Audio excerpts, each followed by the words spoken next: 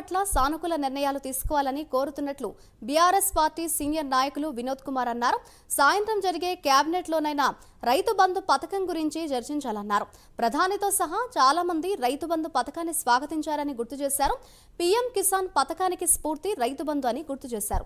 రాష్ట్రంలో ఇప్పటి వరకు రైతు భరోసా అమలు కాలేదని, రైతు భరోసా అమలు చేసి ఎకరాకు 15,000 ఇవ్వాలని డిమాండ్ చేశారు. ఆయన రైతుకి పెట్టుబడి పెట్టాలి కాబట్టి వెంటనే మీరు రిలీజ్ చేయాలని చెప్పి ఈరోజు క్యాబినెట్లో మీరు చర్చించి రైతాంగం పట్ల ఒక సానుకూలమైన నిర్ణయం తీసుకుంటారని చెప్పి ఆశిస్తున్నాను. నేను ఇదే సందర్భంలో మీరు ఎన్నికలప్పుడు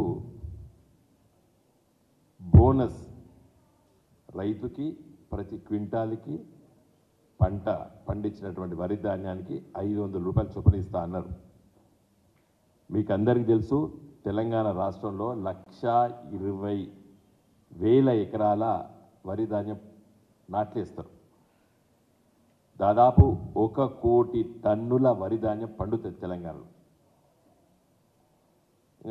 గత లెక్కలన్నీ కూడా గత 10 సంవత్సరాల నుంచి ఏ సంవత్సరం ఎంత పంట పండింది, ఖరీఫ్లు ఎంత పండింది, రబీలు ఎంత పండింది, లెక్కలందరికీ తెలుసు. మీకు తెలుసు, నాకు తెలుసు. అది వెబ్సైట్లో ఉన్నాయి. రైతుకి